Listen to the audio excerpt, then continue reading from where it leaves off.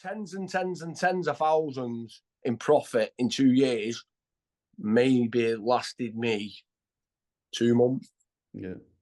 Through gambling, prostitutes, cocaine, cigs, drink. I solemnly swear that I will tell the truth, the whole truth, and nothing but the truth. So help me God. Hi everybody, Ron here from The Truth About Addiction. Welcome to a wonderful episode with a chap that I've found. I like his content. I liked it. And I said, I thought, I want to get him on our show and share his experience, strength, and hope, and his humour. I like his humour, you know. Mike, Mad Mike, being mad. I like the handle you got there, brother. So, what's the Mad Mike story, Michael? Yeah, hi guys. So the Mad Mike story, you know, I got called Mad Mike about 2 years ago. It was actually about 2 years ago from a friend who I used to work with. And he said, you're mad, you, Mike. He started calling me Mad Mike, you know. And then it was about 6 months later, I ended up in my first rehab. And I launched social media from that day, from when I left rehab. I had a relapse. And then I relaunched my social media in January this year. And it's just flown me. Do you know what I mean? I've got like 60,000 followers on Facebook. I've had 30,000 followers on Instagram in 30 days. That's crazy. So, yeah, you know, it's been a tough, probably 8 years, really. You know, I've tried all sorts to get well, as we all do, the normal channels, you know, going to the doctors, psychologist, the best psychiatrist in the country, you know. I got paid for by the PFA because I'm a professional footballer. Tried drug and alcohol teams. I've tried going to the gym. I've tried a lot, you know. And I finally found fellowship, and I did fellowship properly.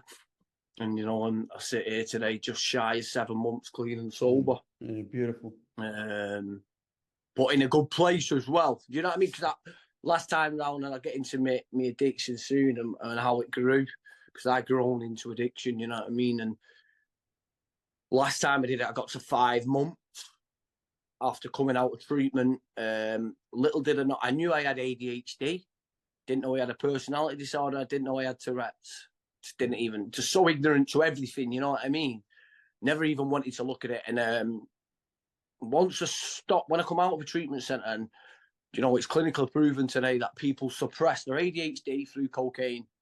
Do you know what I mean? And I had, you know, when I did the test in a section unit, because I went in on a voluntary section at Christmas after trying to kill myself, I had severe ADHD. And they said to me, you know, the reason that you may be using the amounts you're using is to suppress your mind. Do you know what I mean? And I thought, what? And I never had a reason why I use cocaine.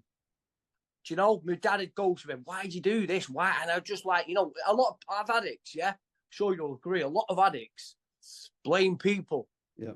Yeah. You know, I lost my mum at 11 years old to alcoholism. Yeah, I could sit here today and go, well, I lost my mum. That's why I use. It's not the reason. Yeah. Do you know? And I've lost my sister. I've lost my nephew. Do you know, I've lost some good friends and stuff like that. It's never been the reason. Do you know what I mean? Because I don't see death like that. I see death as go out there and make them proud. Do you know what I mean? I don't see it as like, let's feel sorry for myself, because they're not here anymore. They've gone. Do you know what I mean? They're not coming back. The more I'm whimpering and thinking, this is my personal opinion, you know, the less chance I've got of having a good day. And I could never understand why I'm using this amount, because I could literally, you know, I could spend £3,000 in a weekend, do you know, and I couldn't understand it. And my tolerance was that high. So, yeah, I got diagnosed with ADHD in a section unit, and I come out and I went back into cocaine and honors fellowship. And, yeah, my mind settled. I went on antipsychotics within 2 days of being in a section unit. Just sorted something out in my mind, mate. My mind just stopped, you know. So, yeah, it's been a lot different this time. I'm very happy this time. I can live in the present today, because my mind stopped, you know. I've not got fear of the future anymore, or fear of tomorrow. Massive part of recovery is living for today, just for today.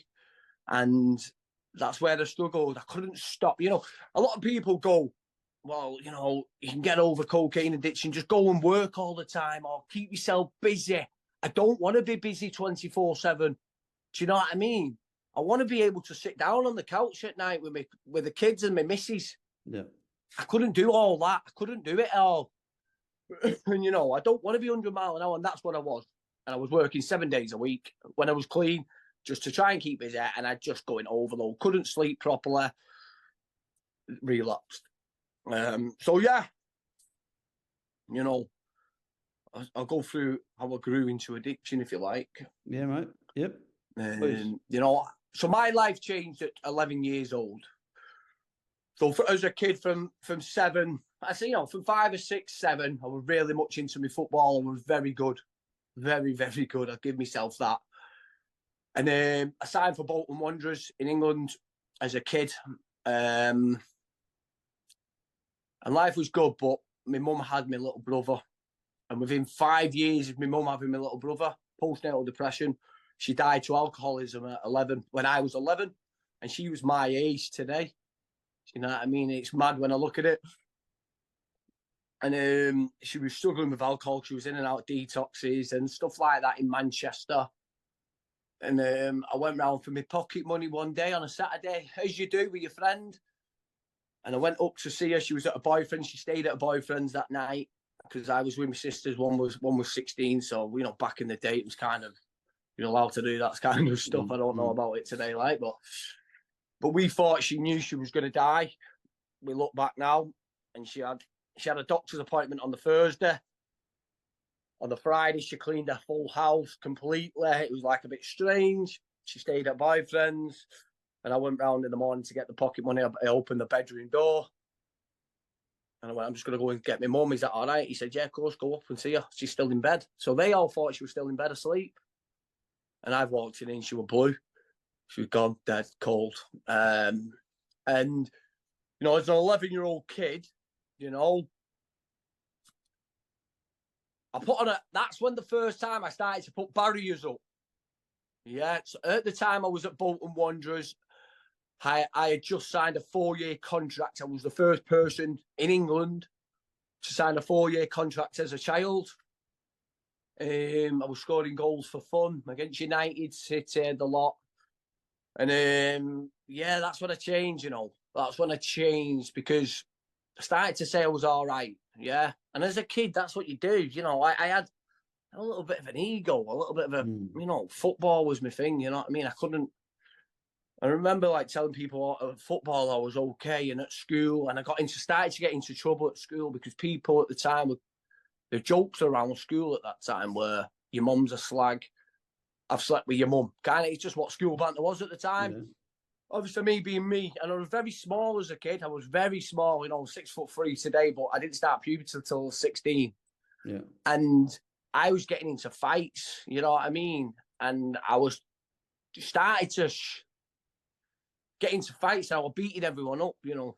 I was beating everyone. I was just a little lad, but my mum was unbelievable mother. She was an unbelievable mother, but she was nutter. She was a nutter, mate. Yeah, I love her for it. Proper counsellor, state person. Do you know what I mean? Do anything for the kids. Got very unwell through alcoholism and lost her life. Yeah. And there's only me probably today who understands my mother in my family. Do you know what I mean? With alcoholism and addiction. Yeah. So yeah, life changed then. You know, obviously you're out of your family home. You know, my dad had already split up with my mum. So I went to live with my dad. Life changes as a young kid. It changes, you know, anybody will tell you. Parents separate, maybe. Changes, life changes. So I got into trouble at schools, and I was breaking down in tears at times. You know, anybody mentioned the word mum, I couldn't handle it. But I suppose, you know, I got through it. I got through that. You know, I carried on playing football for Bolton. At 16, I got released from Bolton Wanderers. I was too small. And that's when I really took to beer and drugs. You know, not drugs straight away, beer. No, just fitting in with my mates. I hated the taste. But I'd gone from playing football 4 times a week to kind of giving up my dream of being a footballer, and just thought, you know what, I'm just going to go and be a lad for a bit. You know, I was a very confident lad. I was a good-looking kid. and I just used like a normal person. I went travelling the world coaching football for Bolton Wanderers, just working in hotels, coaching kids football in hotels and that across the. I'm very fortunate that I had links with Bolton, and I did my coaching badges at college. And yeah, I did that till 19. And then it was around 20, I picked football up again. Played for my hometown. By the end of the season, I got a trial at Notts County. I didn't quite make it. But I went into non-league in England, non-league football. So I started to get paid then for football. I think I started on like £100 a week at Joy Ulsden in Manchester. And, you know, that's when I found myself. I thought, you know what, I can make it as a footballer. And I'll work myself through non-league. At the time, I was suffering with a stomach condition called Crohn's disease. Yep. Don't know if you've heard of it, but yeah, I have. I could pass blood, mate, 30, 40 times a day when I had a flare-up. I'm very fortunate today. I have it still, but I don't have flare-ups anymore. And I started on these treatments and nothing was working. It worked until I got to 28 that you actually sorted it out properly through steroid treatments. But so I was playing, but I weren't playing to the best of my ability because I couldn't play full matches. I was cramping up all the time in my legs and in my stomach. But anyway, you know, I got a move to Telford, so it was kind of 2 nights a week playing on a Saturday. But Telford at the time, we're getting 3,000 fans. It was a nice little club down in Shropshire in England. And the money changed, you know what I mean? I went up to £300 a week. So, but you could work as well as that. So I was, alongside all this, from 16-year-old, I was working for my best friend as alcohol wholesale. So I was doing sales and I was earning good money, mate. Do you know what I mean? And I always had money from a young age. I did well. I could look after my money, you know. Fast forward 10 years, I couldn't. But I always had cash in my drawers and, you know, and money in my bank accounts. And I always had the best clothes on and a watch and the best trainers. And all that changed down the line. But, yeah. And, you know, when I met my missus at that time, you know, I had an ego at that time. I got attention, you know, back in my hometown because, you know, playing for Telford, we won the league, went into the conference, which is just underneath, you know, League 2 in England. And my name was on Sky Sports, you know, and, you know, the presenters of Sky Sports are mentioning your name. And then when you come home from the game in your hometown, you're kind of a big deal, mate. Yeah. Do you know what I mean? And I fucking love that. I loved that. I loved the attention. I pretended to everyone I didn't. I hated it. You know, when my mates had mentioned it to a girl, this guy plays football. You know, I weren't professional at that time. I was semi-professional, but I was getting paid and I was on Sky Sports. And obviously you get people, all the games are recorded so you can post your goals online and your pictures in your kit and all that. It all brings attention, that kind of stuff. Especially at my age at 22. Yeah. Do you know what I mean? And I carried on and I got a big move. I got a move into League One football where my wages like went up 5 times. You know what I mean? And I met my missus and we had a child on the way. You know, I bought my first house. I had a lovely BMW on the drive, a lovely watch on my wrist. Do you know, my missus had a kid and I brought her up from 2-year-old. I was a good lad, mate. Do you know what I mean? I was a good lad. I was a good friend to everyone. But also, my drug use was getting the better of me at that time, but I could hide it. You know, money hides a lot of things, doesn't it? Yeah, yeah. I'm sure you'll agree. Do you know what I mean? I could still, you know, at that time, say at 25, I was spending it was just a weekend thing. So I'd play football on a Saturday, go out Saturday night, and it started to run through to Sundays. Do you know what I mean? And whether that be just going back out on a Sunday, you know, back to the pub. But that very quickly progressed to going out on a Saturday night, getting home, staying on it, trying to get in bed, but still on it, not sleeping it, going through to Sunday night. And that's when you look and go, you know what, I've got a problem. at the time, you don't see it. You just don't see it. Do you know what I mean? And if anybody's at that point now, you've got a fucking problem on your hands. Yeah. You have got a problem on your hands. Because that's what lost me my family, that. Do you know what I mean? That's what lost my family. Not being an everyday user didn't lose my family. Do you know? Being an everyday user didn't lose my football career. You know, I'll get more into that, how I got caught and why I lost my career.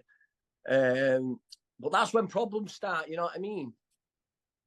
So my missus left after about 2 years of being together, living together. She left one day and she warned me 30 days before. She said, I'm leaving at the end of this month, sort your acts out. And I did take it serious, mate, because I was the one that earned the money. You know, control freak, as we are as addicts, you know, manipulator. Yeah. You leave me and I'll just go and find somebody else. Yeah, next. Yeah. You know, not ask that, you know. Yeah. We've got a 2-year-old kid. Yeah. That's going to leave the family home. And, you know, and it sickens me today. The day they left on a Sunday, I remember it to the day. I went and bought a PlayStation as if that was going to sort all my problems out. Bought an 8-ball, you know, an 8 for Coke. Sat there on my own and I thought, this is the life. This is the life. I can see my kid twice a week. Yeah. 3 days a week, maybe. Pick her up from school. You know, do dad stuff, post me stuff on Instagram as if I'm a great dad. Get some hookers. Get some brass. You know what I mean? Because that's what I was doing. You just hit the nail on the head, mate. You know what I mean? Yeah. I didn't, you know, I was getting that mangled and that tuned in with Coke. You know, I was getting off the Albanians from Manchester. And, you know, when she left, it turned into £1,000 a weekend. Do you know what I mean? Because every night, every Saturday, I was going out, getting paranoid about midnight. Yeah, thinking I was a boy, telling everyone I was going home. I've had enough. I'm going home, guys. I'm off. Then I get home and order another 4 bags of Coke, get a prostitute. And that just went on, mate, for about a year. Yeah, maybe 2, right? In the meantime, you know, I went on loan from Barnsley, and then after about a year and a half at Barnsley, they paid me contracts up because I was going on loan and stuff like that, and I just wanted to be closer to home. Barnsley was about an hour and a half from Manchester. But they paid me contracts up, so I got thousands in my bank, and it lasted me, mate, honestly, all of about a month. Yeah. Do you know what I mean? You know, I could have gone and bought another house with that money. Not bought it outright, but I could have put fucking 50% down on another house. Do you know what I mean? And rented it out. But obviously, in addiction, you don't see this kind of stuff. And yeah, it got worse. You know, got worse. Like I was just constantly every Saturday. I weren't using before the games. I weren't using on a Friday night. But I just did everything all week. The obsession was on me though, and I didn't realise this either. If I weren't taking it, I was thinking about it. Do you know what I mean? All week. It's Monday. Get training done. Go training, get home. Tuesday, go training. Wednesday, I'll have a few pints maybe on a Wednesday day because we're off. A few pints, maybe a bag. Done. Can put it down in the week. Do you know what I mean? Because I know I've got a good job. Saturday comes, mate. As soon as I got off that pitch, mate, I could not settle for the living fucking shit of me. Do you know what I mean? I couldn't go home and do normal stuff. Yeah. Whether I couldn't or didn't want to. Do you know what I mean? There's two sides to it, you know. And I look at my ADHD today, and a massive part of it is not being able to switch off. You know, you go into hyper focus. You can't stop, mate. So anyway, you know, I moved to Salford City. I did 2 years under, you know, Gary Neville, you know, and Nicky Butt and Phil Neville and Ryan Giggs at Salford City. And then I got another move to Southport where my wages went up a bit more. The marquee signing for Southport. And that's where it hit all. And that's where, for the first 5 games, I was playing, but I weren't fit enough, mate. I couldn't be fit enough. You're poisoning yourself. I was poisoning myself from Saturday to Monday mornings, yeah, straight through, no drink. You know, this is where dry sniffing gets you. Do you know, because I stopped drinking, mate. I drink at nights out in, you know, out in bars and clubs and all that. I get home, mate. I wouldn't drink when I got home. I just sniff, and I just sniff bags in one. Do you know? And bags in one can be fucking expensive, mate. And you know, 200. I'm not thinking twice of paying 200 quid 2 hours later, 200 quid. 2 hours later, 200 quid. Do you know what I mean? And then ticking it off other guys because these aren't answering. And some weeks, mate, I was racking bills up at £2,500. Do you know? But I could pay for it still. Do you know what I mean? Because I earned money from football, but I also invested in something else. You know, I won't go into it because it's, you know, I spoke to it about another person, my sponsor in CA, what it was up to. But it earned me good money, do you know? But I needed that money because my usage, you know what I mean? So, you know, if you spend £2,000 a week, you know, Yeah. I was a footballer, but I weren't on that much, you know what I mean? But I had other stuff going on as well. And I was still doing sales for my mate for his alcohol company. So I had 3 revenues of income, you know what I mean? Anyway, you know, I started to, after about 6 months of my missus leaving, I started to feel sorry for myself. I started to go, shit, you know what? I don't think she's coming back.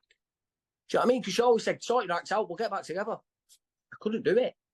I didn't know how to. I didn't know how to. Do you know what I mean? I didn't understand the obsession of the illness. Didn't understand that once I start thinking about it, I can't stop. And once I put a fucking line up my nose, mate, You the know. living fucking shit. I mean, my child, and you know, I always remember this day. You know, my ex-missus were at work. I had the child overnight. Obviously, I was on it. Obviously, don't recommend that. It disgusts me today, that kind of stuff. It really does. There's so many people do it. But I couldn't, you know, and not judging anyone for it, but this is what hurts me today. Yeah. And that child, I was in bed. She'd woke up. Obviously, I'm still in bed. I'm off my head. And she wanted to go out for a bike ride at 10 o'clock in the morning. And I couldn't even get out of my fucking bedroom, mate, for paranoia and psychosis. And my ex rang me on FaceTime and I couldn't even look at the phone, mate. Do you know what I mean? And she caught me, you know what I mean? And she caught me. And it makes me say, it makes me emotional. You know what I mean? I've got a 4-year-old, maybe 3-4-year-old child who just wants to go out and play on a bike with a daddy. And I'm stuck in a bedroom. And so she got a mate to pick her up. And, you know, that's not, you know, as addicts, you know, don't know how bad you was or, you know, put a child in front of us, we're not stopping. No, nothing. We're not stopping, mate. We're not stopping, are we? You know what I mean? And madness, isn't it? You know what I mean? And as soon as my child left that day, as soon as she went through that door, I just ordered more to deal with what I've just done. Do you know what I mean? Block it out. That's it. That's you know, that's the mental, isn't it? It's mental. So anyway, you know, I started to get problems to see my daughter a bit. You know, she put an order up against me from a. And this and that, it lasted about a week, and then I see my child again. And then I was out one night after a game for Southport. I went straight through again. I found this liquid coke. My mate got this liquid cocaine for me, so I could be in a bar, mate, just like that. You know, as well as thinking. Anyway, it was FA Cup on the Saturday in England. We had a game on the Saturday. On the Monday morning, drug testers come in from the FA, and I was on the list. 4 of us was on the list. I was in the gym. I was cornered in the gym, and my heart sunk. You know when it's you. Okay, yeah, it was me, and I think I got grassed in. Do you know what I mean? And I'll never hold it against anybody. I know what the person was, and I know who it was, and what it was. They did the right thing, mate. Yeah. Do you know? He's my manager. Yeah, they did the right thing. I was the highest paid player there, and I weren't playing. And I had no intentions of playing. I just wanted my wages so I could go and get sniffed out my head. Yeah. Do you know what I mean? And probably saved my life as well, getting banned. I'll be honest with you. Yeah. So anyway, I got tested, and I was taking a mild steroid called Anavar. Yeah, no, Anavar. And I'd not had it for 4 months, this Anavar. So I thought, you know what, I'm going to have to do this test. I was going to run away, you know.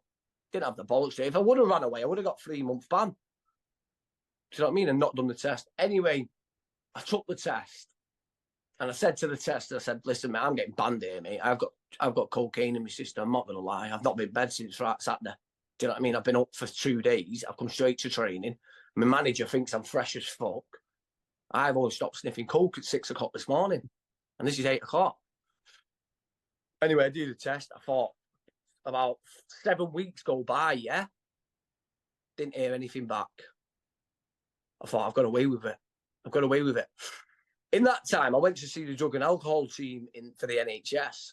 So doing these psychologist courses, like, do you know what I mean? Like, once an hour a week, like it was going to solve all my problems. In the past, I've been to a drug and alcohol team and they told me, you know, we've got a solution to your drug problem. And I thought, great, what is it? Instead of taking coke at 6 o'clock at night, start taking it at 10 at night. And I sat there with my ex-missus and I said, this is great, this. Do you know what I mean? Because I don't have stop. I don't have stop. This is going to sort it all out. And she was in agreement, you know what I mean? She was like, I know you're never going to stop, but if you can do that, mate, cool. How was that going to fucking stop? Anyway, that were their answers. So that didn't work. So I did psychologist with the NHS, like drug and alcohol team. And I got a call while I was in the session from my manager. So I answered that. I thought I'd not been playing. I thought he was going to ring me up to say, you're in the squad tomorrow, mate. Get yourself ready. We kept losing. I was a striker, centre forward. You're in the squad. And he goes, listen, Mike, he said, what, you can't come to the game tomorrow? I was like, why? He said, you know, when I was trying to sort my cocaine addiction, you know what I mean? I'd stopped for a few weeks and that. He said, your test has come back positive for cocaine and for steroids. And I just went, what? Steroids? He went, yeah, you've got a steroid in your system. So that Anivar that I'd not took for 4 months was still in my system. Was it a tablet? The Anivar tablets or the injectables? Yeah, just a tablet, yeah. Yeah, Anivar was just a tablet, yeah. Just tablets. And all I took the Anivar for was, obviously I got called a cheat and all this, was because when I sessioned for 2 days, I could lose 2 stone of weight. Yeah. And no word of a lie, 2 stone in 2 days. No drink, dehydration, you know, no food for 2 days. I could lose. So I take the Anivar, and within a day, I put my chest to go back up a bit and that. So I weren't using, you know, under that now. I'm a very honest person today. I never used it for gaining an advantage over anyone because it's not that strong. If I wanted to cheat, I would have cheated with a different steroid. So anyway, I went to the FA hearing at Wembley in England. You know, said what I got to say. This, you know, they looked at the results of the drug test, and they just said, "How are you still alive?" I was like, "What are you on about?" They said, "Well, you got cocaine in your system." I just said, "I don't take it." Do you know what I mean? Anyway, it come to the end of the day, and I said, "Listen, yeah, I've got a bit of a drug problem." And I said, "Mike, you know, you've not got a bit of a drug problem. You're on. We have never seen anybody with this amount of cocaine in their body." I was just like, yeah, no, I'll get it sorted anyway. I got banned in the end. I got 4 years. I'm in the top 5 in the UK for bans in sport. And the FA just let me walk out of there with no help. Do you know what I mean? They stuck me in a list. Pardon? No counselling, no backup plan, no support. So, if you play football professionally in England, you're a member of the PFA, so the Players Football Association. So they're like, you know, they didn't even say anything to me about rehab or anything. They said nothing. And they let me go out of Wembley Stadium. By the way, I had like 30 empty bags of cocaine in my pocket because I don't know why. I just had them. It's just like a comfort thing, isn't it? Yeah, security. Just knowing if I need to lick a bag at any time, I can lick one. Security. Do you know what I mean? Yeah. Yeah, it's just it's a comfort thing, isn't it? It's a blanket. It's it's a loving blanket, mate. Do you know what I mean? And anyway, I walked out of that lift, so I'd lost my career. 4 years banned. Within a month, Southport ripped my contract up. Money stops, mate. Money stops. And I walk out of that lift and I look back at it today and I go, I could have gone into rehab from that day because the PFA. Yeah. So anyway, I get banned. I'm still in touch with my ex. She's still letting me see the child. I go into a detox. I paid $8,000 to go into a detox for myself for a month. That didn't fucking work. They just told me how bad drugs were for me. And I knew that there was no solution. Yeah. You know what I mean? Like I have today. And I'll just quickly run through the bit and then we'll get to what I do today. And I come out of the detox I used after 2 weeks. I went to have a pint. Before I had 2 pints in, mate, I'm ordering a bag. Yeah. It was probably the first time ever. I rang my ex up the next day, and she was like, "You all right?" I said, "No." She said, "What?" I said, I got on it last night." And she just went, from that day, she went, "That's it, we're done." So we never, ever, I slept with her twice after that, and that was it. I was fucking in fear then that she's going to meet somebody else. And that's what she ended up doing, out in and out of relationships. But 4 years then, 5, maybe 4, I was just back out there earning an average wage, 400 to 500 quid a week. Just no hope to my life, you know what I mean? I was living with my grandma for a certain amount of time, living with my dad.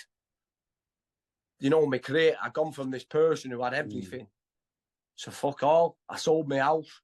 I made a lot of money on my house, and I honestly found tens and tens and tens of thousands in profit in 2 years. Maybe it lasted me 2 months. Yeah. Through gambling, prostitutes, cocaine, cigs, drink, gambling. Yeah.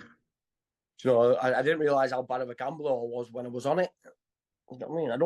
I never gambled, mate, when I was sober. Never, but fuck me, mate. I'd stick £1,000 on Bet365 without even thinking of it.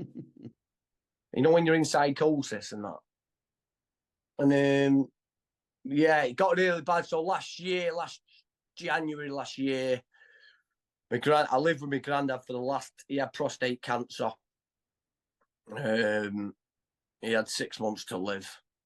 So I lived with him for the last 6 months, obviously still using. My granddad died just after early Jan. He died early Jan. In the meantime, I found this little dog.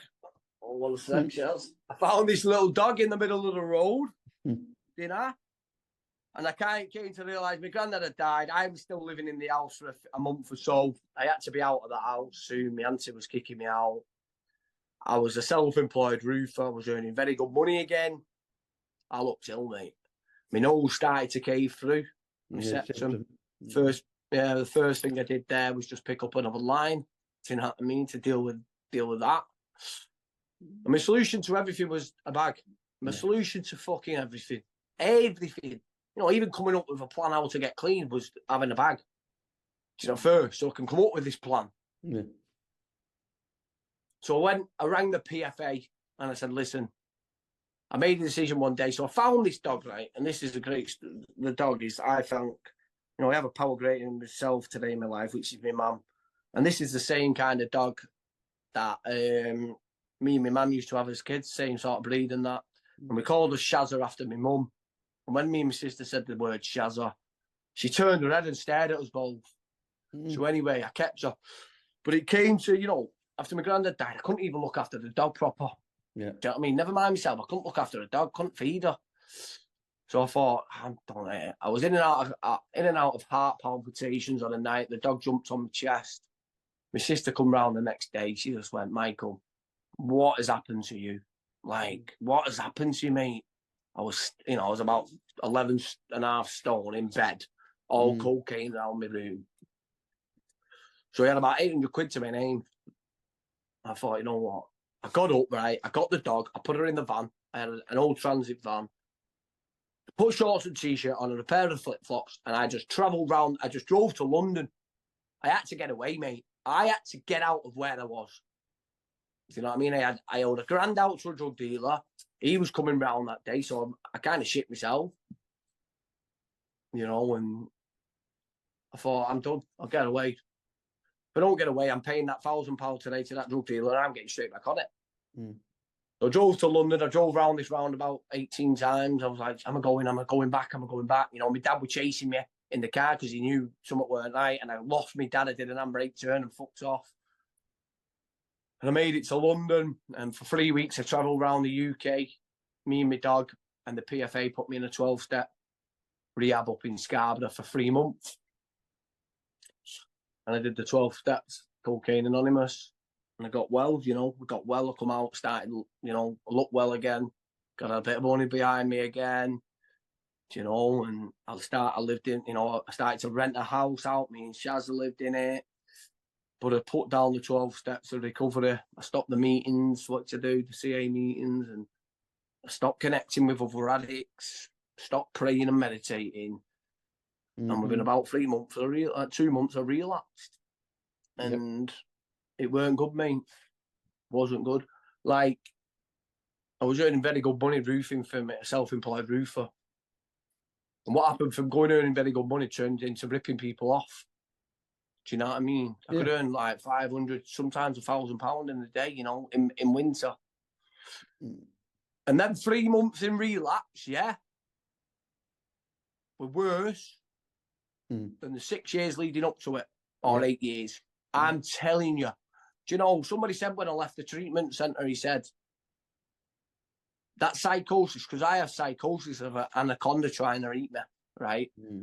And it's the first time I had it was like 2 years ago, where an anaconda was there in my face and I couldn't move, mate. For 3 hours, I couldn't move. I kept thinking this snake's going to eat me. And then it started off 2 weeks before, where it was at the end of my bed, you know, a snake. Fuck me, that was scary, that. Anyway, come out, stop the meetings, I relapsed. It got really bad. Got to Christmas last year, got some inheritance money into my bank. And about just before December, end of December, straight on it. And within about 4 days, I tried to kill myself. It makes me sick today, that. Do you know what I mean? What I didn't realise is this. I tried to kill myself through sniffing £1,000 worth of drugs in one. I was in in a hotel, as you just said. I've been in hotels for 4 or 5 days, changing them because I was paranoid. You know, getting taxis, Ubers, spending a fortune, got prostitutes, gambling in this bedroom, and I was sniffed that much for 4 days. Like, never got to the heights I'd sniffed this time. Like, I'm talking thousands and thousands and thousands and thousands and thousands, and it just, I couldn't, my tolerance is that high. Anyway, I went into serious psychosis, which I'd never been in before, different level. And I just weren't thinking right. And, you know, I've never been suicidal. And I decided, you know what, enough's enough. Nobody wanted to know me anymore. I was on the missing list. No one were asked that I weren't there. I'd gone missing, you know what I mean? I'm thinking all these people are trying to look for me. You know, no one's asked. You know what I mean? You think you're the most important person in the world and other people haven't got stuff going on. Oh, somebody will fucking, you know, soon ring me. No one rang me.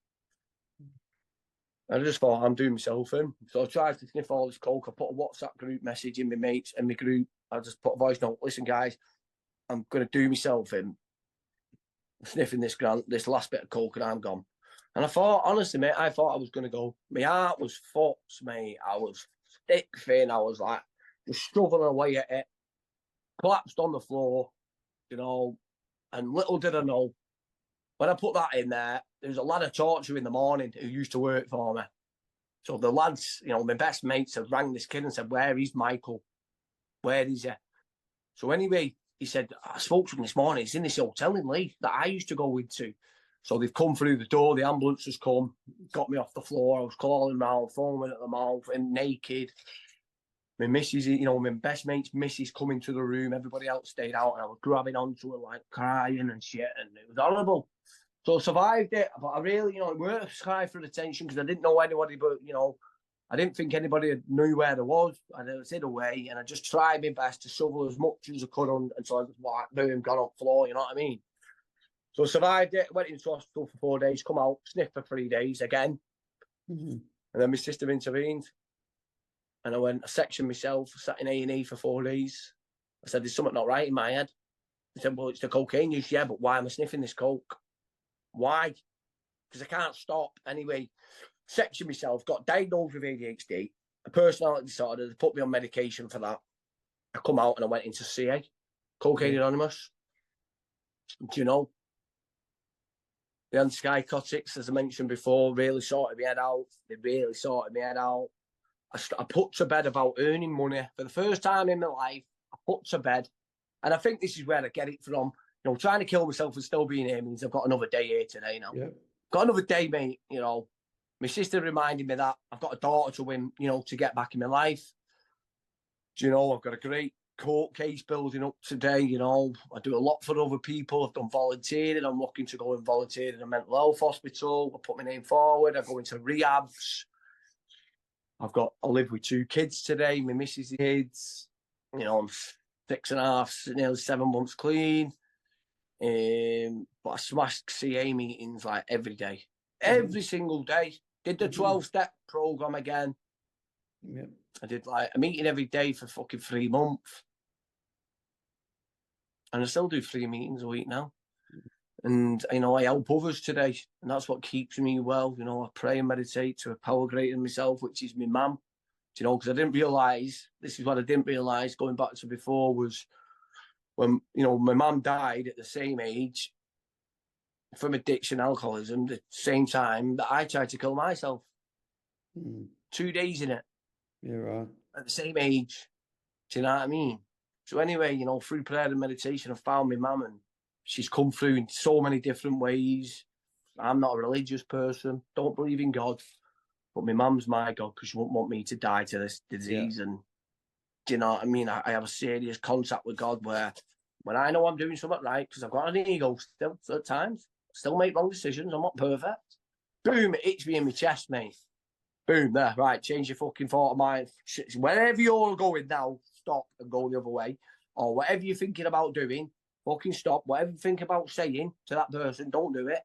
Because it's going to lead you into trouble, you know. And I've been in trouble a couple of times in the last 6.5 months. Twice I've been in trouble. You know, I've headbutted somebody on a football pitch. My temper went. But I apologised very quickly. Do you know, I have a good relationship with a guy today.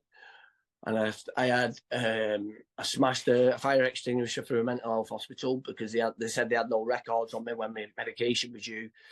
And I'd not had medication for 2 days. But I made amends to them, you know.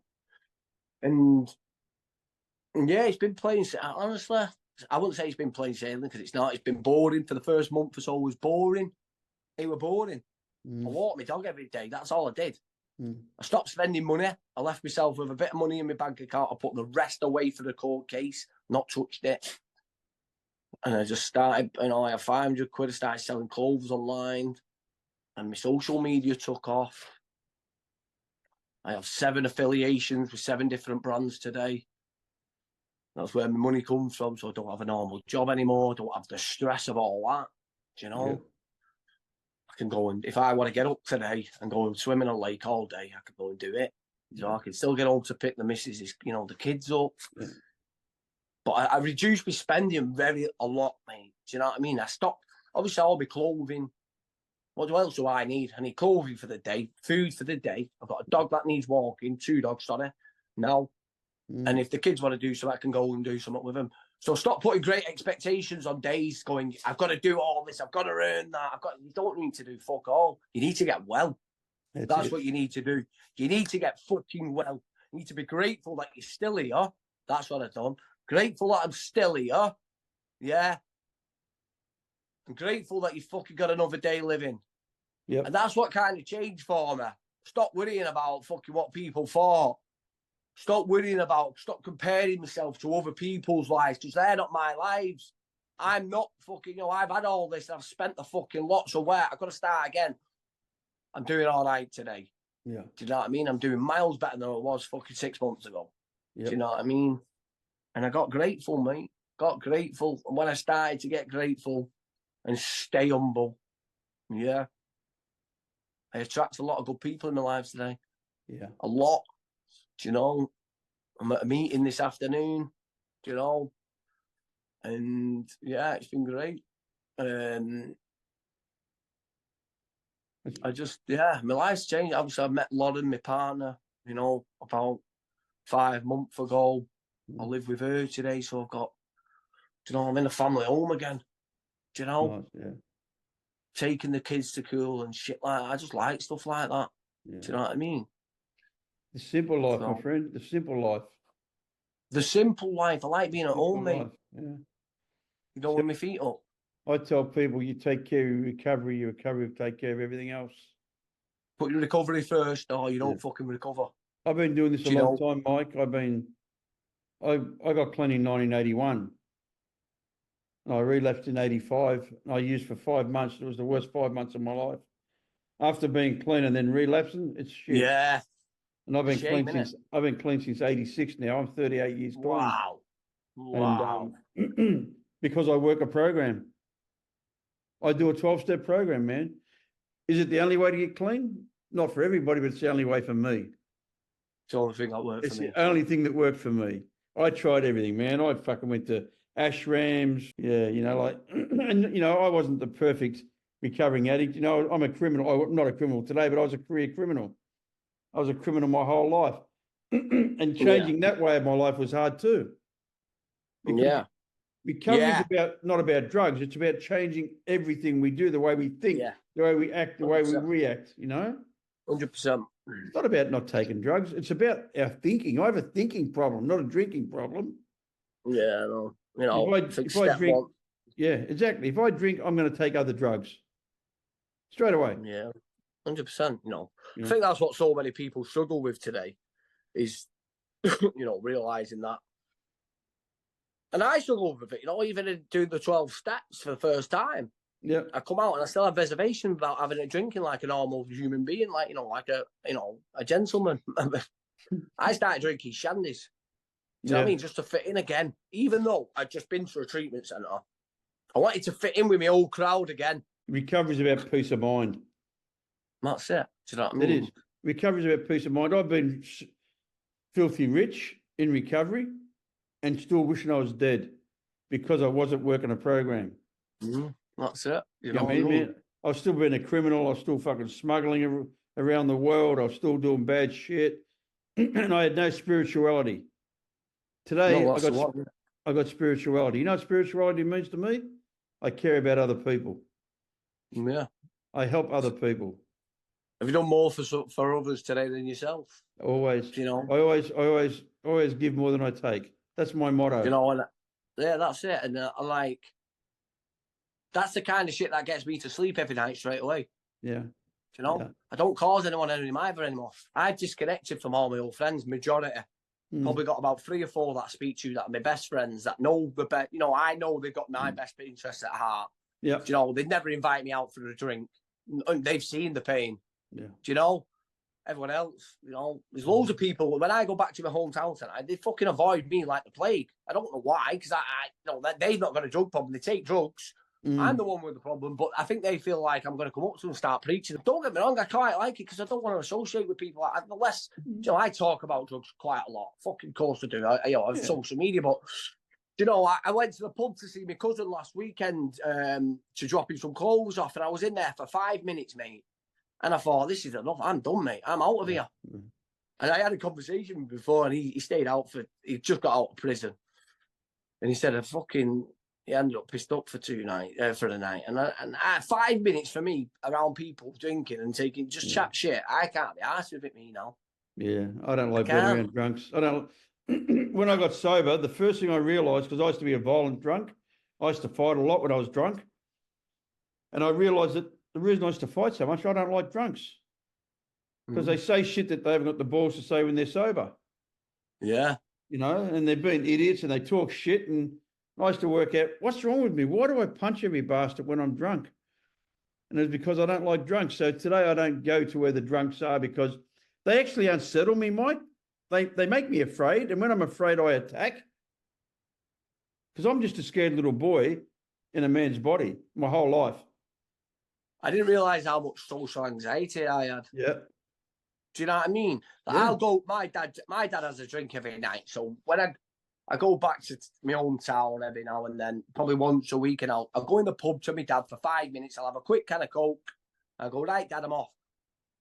But nobody sees me from my hometown anymore. So when I go back, I'll be in the pub and everyone's going, you look so well. They're hugging me and kissing me and all that. And I'm just like, get me out of here.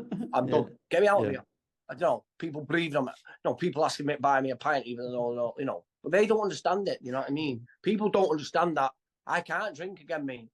You know, I'm allergic I can't to drink it. for just for today. I cannot have a drink or a drug. Do you know what I mean? Just for today. And that frustrates other people. You know, when I say to my family at the time, they go, do you reckon you stay clean for the rest of life? Well, I don't fucking know because I've said that for the rest of my life. But, you know, the previous 10 years. I can today. Just for today. just for today. It's Yeah. achievable just for today. Yeah. Do you know? And and I implemented all that kind of shit, and the praying's massive for me, massive. I spoke to a kid yesterday who's just started it, and he was like, God will keep you clean. Fucking nothing else will. And I'm not a religious person, me. Well, where was he when I was fucking sitting in prison or shooting up heroin or sticking guns in people's heads? I have people say to me, oh, God this, God that. And I say, look, that's your God. Good luck to you. But please don't tell me who my God is. No. Because my God is the 12 steps of this program. Yeah. That's where I find my God, through my inner self. And what you said before, my guts tells me right from wrong. Yeah. And I believe there's a higher power. And he you know what? He doesn't have to have a name. No, does it? It's just willing to believe that someone can keep you clean. That's it. Mate, when I turn the light on, I don't have to know whether there's a generating plant and a fucking water, and I just know that the light works. It's the same as my higher power. That's it, mate. I don't have to know how it works. To pray. Yeah. Do I'll tell you a great story, a story about my higher power, my mum, right? And about 2 months into my recovery, right, a woman reached out to me who does all this spiritual talking to the dead. She said, listen, you need to come and see me. I was like, why? She said, listen, I'm not into all this weird stuff about talking to the dead. She said, listen, Mike, your mum will not leave my house. She knows me through years ago, friend of the family and all that. So I said, right, I'll come and see you. For God's sake, right. She said, I just want you to know, your mum says you're doing so well and all. I just said, shut up with your bollocks.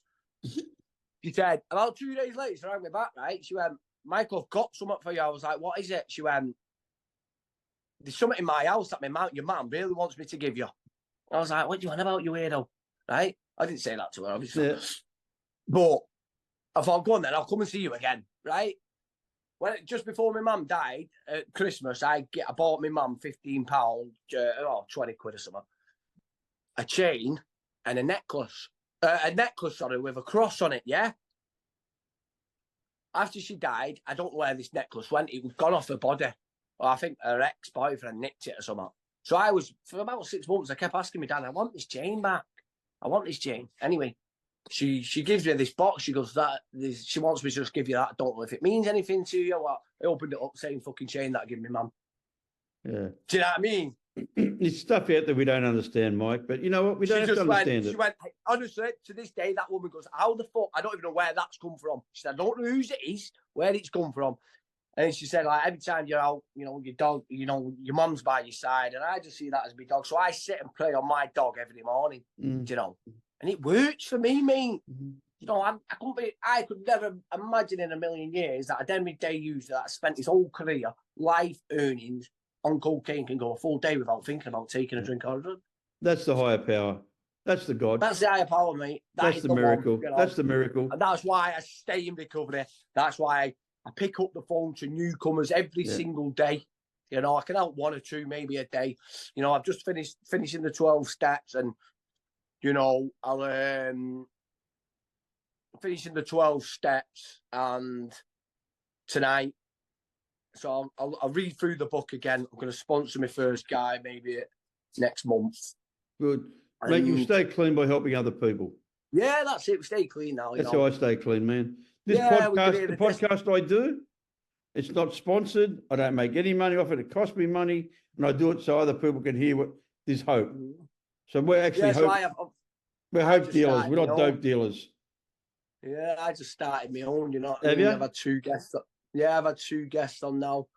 One who is 5.5 months clean, who have built up a great relationship. I had a woman on last week who was 9 months clean, and it's just something to spread hope. Yeah. Don't make money off it. Don't want to make money off it. You know what I mean? I make enough money doing what I do. If you ever want me to come on your podcast, mate, I will. But I do it in person. Yeah, you do it in person. Yeah, I do it over this because I do it all around the world. I do it with people all over the place. And we do it at home as well, but we do it with people all over the world, man. See, I might have a look into doing that. I need to work it out. Just do it over Zoom like I am now. It's easier. Doesn't cost you nothing. Yeah, just record it. Yeah.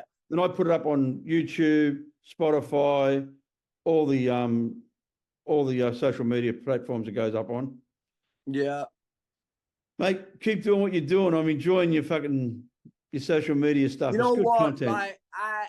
listen, I get shit every day off different people, but you know, it don't affect me. You know, and I see people, you know, I do what I do. To the moment it stops working for me, I'll put social media down if I need to. Yeah. You know, Man. but you know, I'm you know, I've set up a business through my social media selling clothes. Got a program affiliations now, you know, and it makes my life easier. Makes my life easier, you know. Makes other people's lives easier too. Keep doing what you're doing. Yeah, you know, listen, you know, it's mad, you know, and I just wish I could help everyone. Do you know, I can get 200 messages a day on Facebook, 200 inboxes a day on Instagram, and I can't respond to everyone. And I always say, I'll never fucking do that. Yeah. You know, but I do reply to, you know, 1 or 2, maybe 3, and just say, listen, are you from Manchester? Or what's your problem? Boom, get to that meeting there. Get to that meeting. Somebody will give you more care and attention than I can give you today. I tell people, go to meetings.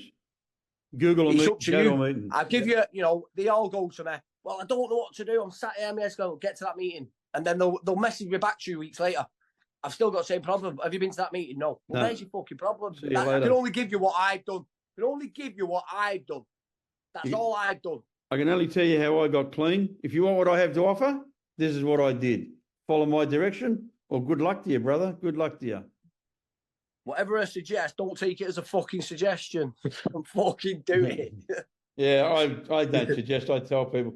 Okay, Mike, last question. I always ask this question to every guest I have. What's your purpose? My purpose today is, you know what? This is such a great question, right? Yeah. Because when I got clean, I didn't have any purpose. Yep. Maybe I had a dog to walk. Do you know what I mean? And that's what fellowships, that's what's great for fellowship is. And my purpose today, I've got loads of little purposes, yeah. Well, not little. I'm a purpose today to my partner and their kids. I'm not a purpose to my own child at the minute. Do you know? My purpose today is to help the still suffering addict. Because I promise you now, and this hurts my missus, this, right? It's what makes me the happiest. I'm sorry to say. And I don't mean that in a bad way. Not the happiest, but it's one that gives me the most purpose. Because I see the fucking pain. Yeah. And I can change somebody's life. May help change somebody's life that day. Yeah. Do you know? Yeah, 100%. And going from somebody who was ripping people off fucking 6.5 months ago, or somebody who was just detrimental to fucking everybody's life, by the way, ripping lives apart. Today, I don't do it.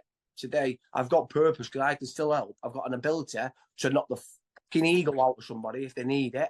I've got the ability to relate to people and give them my experience and go, you know what, there's a way out here if you want it. And that's my purpose today. And it's mad, you know. I almost, listen, I'm selfish at times to do stuff, but majority of the time, I'm doing stuff for others today. Yeah, beautiful. And I get to bed at night, as I mentioned earlier in the podcast, with a fucking clear conscience, mate. Yeah, no. Mike, thank you very much for coming on The Truth About Addiction. It's been a pleasure, mate. It's been fun. We'll stay in touch, yeah. We will for sure, brother. We'll stay in touch. I solemnly swear that I will tell the truth, the whole truth, and nothing but the truth. So help me God.